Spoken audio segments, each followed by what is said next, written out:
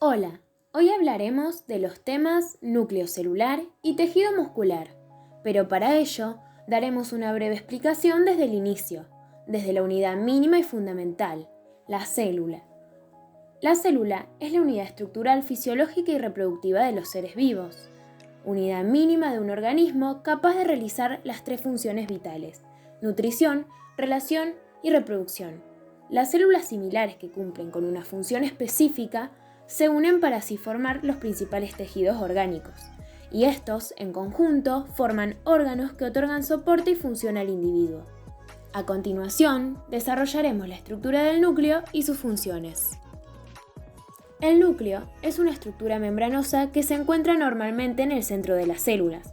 Contiene la mayor parte del material genético celular, organizado en varias moléculas muy largas y lineales de ADN, con una gran variedad de proteínas que conforman a los cromosomas. También se la considera el centro de control de la célula, ya que dirige las actividades de la misma. La estructura consta de una membrana nuclear, nucleoplasma, cromatina y el nucleolo. La membrana nuclear, también llamada envoltura nuclear, está formada por dos capas de membrana, una externa que está en contacto con el citoplasma celular y otra interna que está en contacto con el nucleoplasma. Cada una de estas está constituida a su vez por una bicapa de fosfolípidos. Estos se encuentran organizados con sus colas apuntando hacia el centro, como se ve en la imagen. La función principal de esta membrana es separar los cromosomas del resto del contenido celular. Existe un pequeño espacio entre las dos capas de la envoltura nuclear llamado espacio intermembranoso o perinuclear, el cual está conectado de manera directa con otro orgánulo membranoso llamado retículo endoplasmático rugoso. Los ribosomas son complejos de proteínas que están presentes en la membrana externa. Sirven para sintetizar las proteínas a partir de la información genética. A lo largo de la membrana se encuentran poros nucleares. Son muchos orificios o canales que la atraviesan. Cada uno de ellos consiste en un grupo de proteínas dispuestas en forma circular. A través de estos poros se da el movimiento de sustancias, ya que estos permiten el paso de ciertos materiales tales como ácidos ribonucleicos, proteínas, y le niegan la entrada a sustancias indeseadas. En el medio interno del núcleo nos encontramos con el nucleoplasma, también llamado jugo celular, carioplasma, cariolinfa. Es una sustancia viscosa e incolora, en la que se encuentran el ADN y demás estructuras nucleares. Se encuentra separado del citoplasma por medio de la membrana nuclear. Su composición es muy similar a la del citoplasma celular. Entonces podemos decir que la composición bioquímica está formada por una dispersión coloidal en forma de gel, compuesta por el 80% agua, iones, aminoácidos, más de 300 proteínas diferentes. La más abundante es la nucleoplastina. También está formado por enzimas involucradas en la regulación genética. En su estructura, dentro está el fluido nuclear, en donde hay nucleótidos, los cuales actúan como un bloque para la construcción del ADN y ARN con la ayuda de enzimas y cofactores. Contiene una matriz nuclear, que es una red proteica encargada de organizar la cromatina y además componentes del núcleo. Dentro de sus funciones podemos decir que es la encargada de una serie de reacciones indispensables para el correcto funcionamiento del núcleo y la célula en general. Es el sitio donde ocurre la síntesis de ADN y de ARN y las subunidades ribosomales. Es como un colchón que protege a las estructuras inmersas en él, además de proveer un medio de transporte de materiales. Es un intermedio de suspensión para las estructuras subnucleares y además ayuda a mantener estable la forma del núcleo, dándole rigidez y dureza. Dijimos que dentro del nucleoplasma se encuentra la cromatina. ¿Qué es la cromatina? Son filamentos retorcidos que forman una especie de ovillo que constituyen un conjunto de ADN y proteínas. Las proteínas más abundantes son las histonas. Es una sustancia fundamental del núcleo celular. Hay dos tipos de cromatina, la heterocromatina y eurocromatina. La primera son filamentos que se condensan y enrollan entre sí formando una especie de bulto. El ADN permanece inactivo ya que este proceso de condensación no le permite codificar el material genético. La eurocromatina, por su parte, se refiere al tipo de cromatina en donde la condensación es menor, lo que permite la presencia activa del ADN capaz de leer los códigos genéticos de esas condensaciones.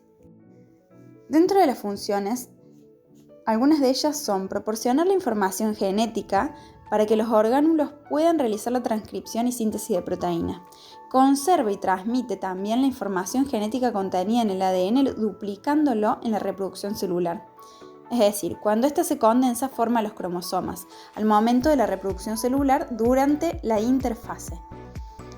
Entonces decimos que tiene la capacidad de empaquetar el ADN para caber en el núcleo, teniendo en cuenta que el ADN en la célula humana tiene aproximadamente 2 metros y esta debe guardarse en un núcleo de unas 5 micras de diámetro. Según el grado de condensación del ADN, podemos decir que hay 5 niveles de cromatina. Comenzamos con una hebra simple de ADN, luego una hebra de cromatina, sigue una cromatina durante la interfase, continúa siendo una cromatina condensada durante la profase y concluye con los cromosomas durante la interfase. Nucleolo. El nucleolo es una región indispensable del núcleo de las células eucariotas. Interviene en la formación de ribosomas. Una gran parte de las células animales y vegetales tienen uno o más nucleolos. El nucleolo se caracteriza por ser un organulo esferoidal dentro del núcleo. Está considerado como una estructura supramacromolecular que no posee membrana que lo limite y está compuesto de proteínas y ARN. El mismo cumple funciones. La principal función del nucleolo es la biosíntesis de ribosomas para formar ARN ribosómico, vital para la síntesis de proteínas. De hecho, mientras más intensa sea la actividad de síntesis de proteínas en una célula, más nucleolos tendrá. Una vez sintetizado el ARN, madurará y se transportará del nucleolo a su destino. La función del mismo cumple 4 puntos específicos: la formación del ARN, la organización, la transportación y el embalaje del mismo. Por otro lado, cuando hablamos de nucleolo también hacemos referencia a su ciclo. El nucleolo sufre una serie intensa de cambios durante la división celular, proceso en el cual no se lo puede ver. Durante la división celular ocurre el llamado ciclo del nucleolo. El mismo involucra 3 fases distintas. La primera, llamada desorganización profásica, sucede que el nucleolo comienza a desaparecer, perdiendo tamaño y volumen, haciéndose irregular para permitir la aparición de pequeñas masas de su propio material, es decir, se va desarmando, para que estas pequeñas masas de su propio material puedan encontrarse con los cromosomas profásicos que se van condensando. De esta forma, en la segunda fase, llamada transporte metafásico y anafásico, el nucleolo pierde su carácter individual, es decir, termina de desaparecer y permite que sus componentes se incorporen junto con los cromosomas de la metafase. Por último, en la tercera fase, la llamada organización telofásica, los nucleolos reaparecen, luego de que en la telofase los cromosomas se descompensan y aparecen cuerpos laminares y prenucleolares que irán aumentando su tamaño hasta volver a formar uno o más nucleolos. Este ciclo es repetitivo, por lo que podemos decir que siempre se da de la misma manera.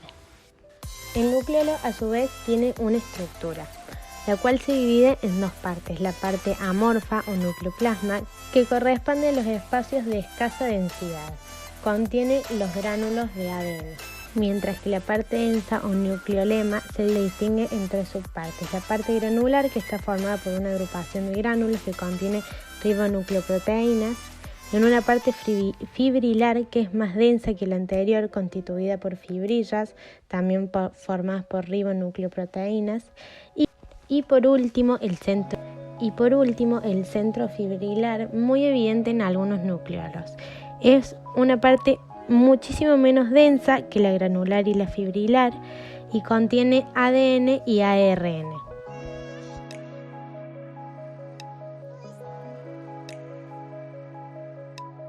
Y ahora sí, podríamos decir que el conjunto de células que cumplen similares funciones forman los tejidos.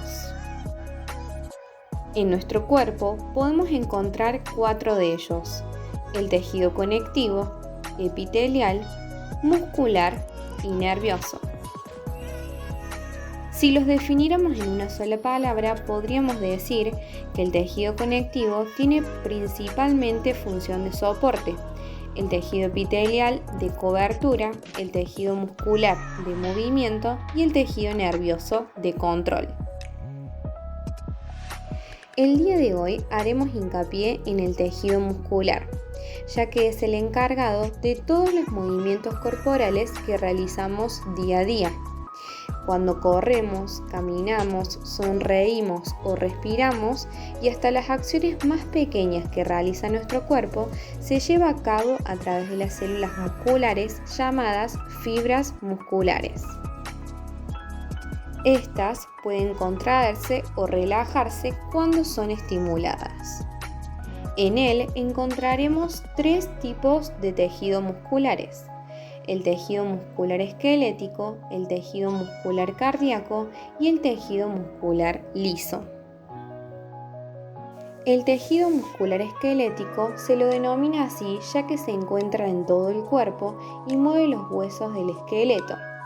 Su forma es estriada, ya que cuando fue observado con el microscopio se observaban bandas claras y oscuras alternadas, formando así las estriaciones. Su contracción es rápida y voluntaria, pero también existen partes del cuerpo en las que son controladas de manera inconsciente, como por ejemplo el diafragma, ya que sigue contrayéndose y relajándose de manera inconsciente, de modo de que nunca dejamos de respirar. Las fibras musculares están organizadas en haces envueltos por una membrana externa llamada epimicio. De esta parten tejidos conjuntivos que se dirigen hacia el interior del músculo, dividiéndose en fascículos. Estas partes se denominan perimicio. Cada fibra muscular está rodeada por una capa muy fina de fibras reticulares, formando el endomicio. Entonces podríamos decir que es epimicio, perimicio, endomicio, desde la capa más externa hacia la más interna. Cuando hablamos de tejido cardíaco, nos estamos refiriendo a aquel tejido muscular que se encuentra en las paredes del corazón. También tiene una forma estriada, pero su acción es involuntaria, ya que la contracción y relajación del corazón no la realizamos bajo conciencia. El corazón late porque tiene un marcapasos interno que inicia cada contracción. El tejido muscular liso se encuentra en las paredes de las estructuras internas huecas, como por ejemplo los vasos sanguíneos, las vías respiratorias y la mayoría de los órganos de la cavidad pélvica. Este tejido carece de las estriaciones, por esta razón se lo denomina liso. Su acción es involuntaria, ya que son regulados por las neuronas que forman parte de la división autónoma del sistema nervioso y también de las hormonas liberadas por las glándulas endocrinas. Y como mencionamos anteriormente, su principal función es producir los movimientos corporales, como por ejemplo caminar, correr y hasta lo más mínimo, como por ejemplo sujetar un lápiz.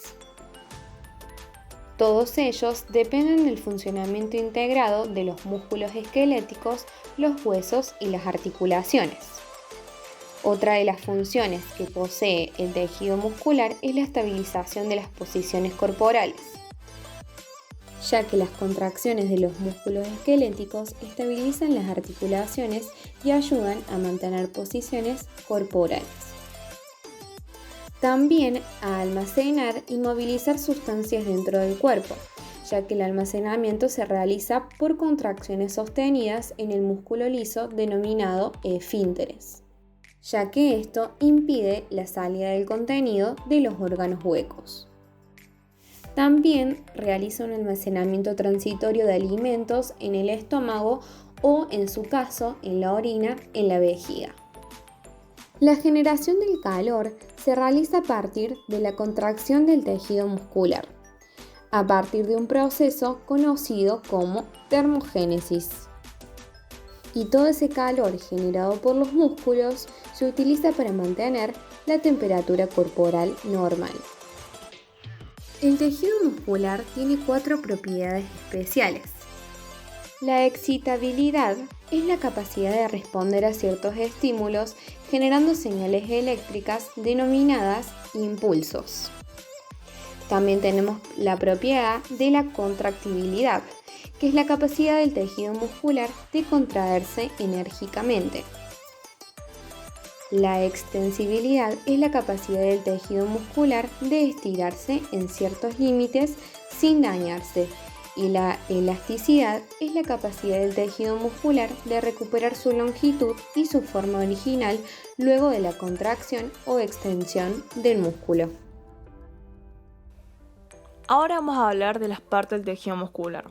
Para empezar, cada uno de los músculos esqueléticos es un órgano independiente compuesto por cientos o miles de células, que se denominan fibras musculares por su forma elongada. El músculo esquelético también contiene tejido conectivo alrededor de las fibras musculares y de todo el músculo, además de vasos sanguíneos y nervios. Las células son fibras musculares, que es la unidad estructural y funcional del tejido muscular. Cabe aclarar, cuando decimos fibra muscular, no nos estamos refiriendo a un tipo de fibra extracelular. Es como el caso de las fibras de tejido conectivo. Las fibras musculares son células musculares. La célula o fibra muscular es un tipo de célula especializado en la síntesis de proteínas contráctiles, que sería actina y miosina. Según su forma, disposición y función de estas proteínas, el tejido muscular se agrupa en 3 categorías: músculo esquelético, músculo cardíaco y músculo liso. Hablando de la fibra muscular, tenemos una miofibrilla, que es una estructura contráctil que se encuentra dentro del citoplasma de los miocitos del tejido muscular y les da propiedad de contracción y elasticidad, la cual permite realizar los movimientos característicos del músculo.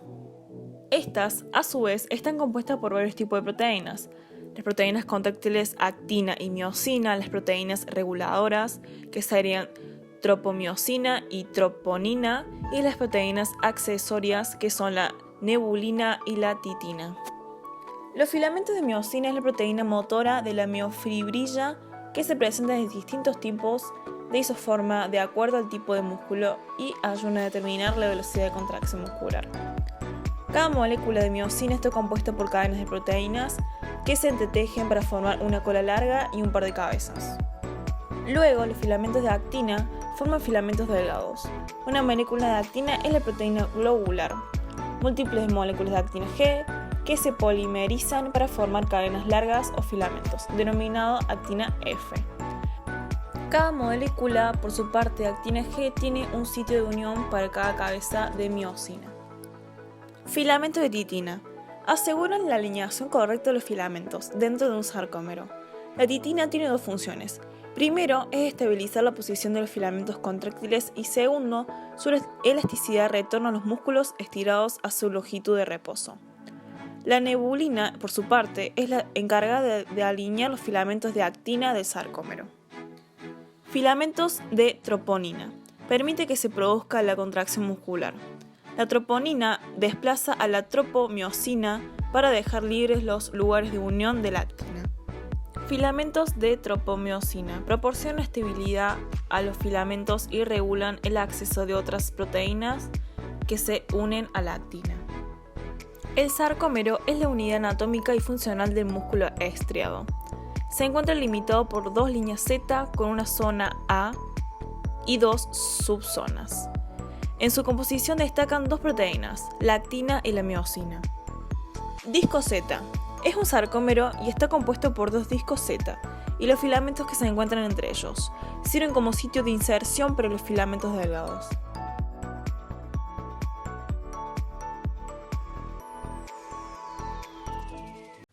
El cuerpo humano requiere energía para conseguir moverse a través de las contracciones musculares. Además, es necesario un aporte energético continuo para mantener las funciones vitales de un organismo. El movimiento de los músculos se origina por la interacción entre las proteínas motoras en las fibras musculares, la actina y la miosina. las cuales se encuentran ordenadas en un arreglo específico en el músculo esquelético o en el músculo estriado. La miosina es una proteína que tiene una porción fibrosa y una porción globular. En la porción globular, la miosina tiene actividad de ATPasa, es decir, es capaz de romper una molécula de ATP en ADP y fosfato. Y es esta reacción la que proporciona la energía para llevar a cabo la contracción. Muchas moléculas de miosina se agregan en filamentos llamados filamentos gruesos. La actina es una proteína globular. Cuando la actina se encuentra como monómero, es conocida como G-actina. Muchas moléculas de G-actina pueden asociarse entre sí para formar filamentos llamados filamentos delgados, también conocidos como F-actina. En el músculo esquelético o estriado, los filamentos delgados y los filamentos gruesos se encuentran en una estructura en la que un filamento grueso se encuentra rodeado de varios filamentos delgados. Este arreglo es el responsable de generar la apariencia estriada del músculo esquelético. Se le llama sarcómero a la unidad funcional del músculo formada por estos arreglos de actina y miosina. Cada sarcómero tiene distintas zonas. Como podemos observar en la imagen, a cada lado hay dos líneas llamadas discos Z que se encargan de sostener a los filamentos de actina. Las bandas I, que se ven más claras en el microscopio, y es una zona en la que solo hay filamentos de actina. La banda A, que abarca la región en la que están los filamentos de miosina. La banda H se encuentra al medio de la banda A y es una zona en la que hay exclusivamente filamentos de miosina. Al centro de la banda H está la línea M, que es donde se juntan dos filamentos de miosina. Cada filamento de miosina está rodeado de 6 filamentos de actina. Durante la contracción muscular, los filamentos de actina se deslizan hacia el centro del sarcómero, eliminando la banda H y reduciendo el tamaño de las bandas I. ¿Y cómo se lleva a cabo este movimiento? Al iniciar la contracción muscular, una cabeza de miosina estará unida a un monómero de actina en el filamento. Después, una molécula de ATP se unirá a la cabeza de miosina, lo que ocasiona que ésta se despegue de la actina. Luego, la miosina hidroliza el ATP en ADP y fosfato y cambia su conformación. Ahora, la miosina se une a otro monómero de actina adyacente y libera el fosfato. Esta liberación de fosfato hace que la miosina empuje el filamento de actina y entonces se libere el ADP. Ahora, la cabeza de miosina estará lista para iniciar el proceso. Y así damos finalizada nuestra presentación de núcleo celular y tejido muscular. Muchas gracias.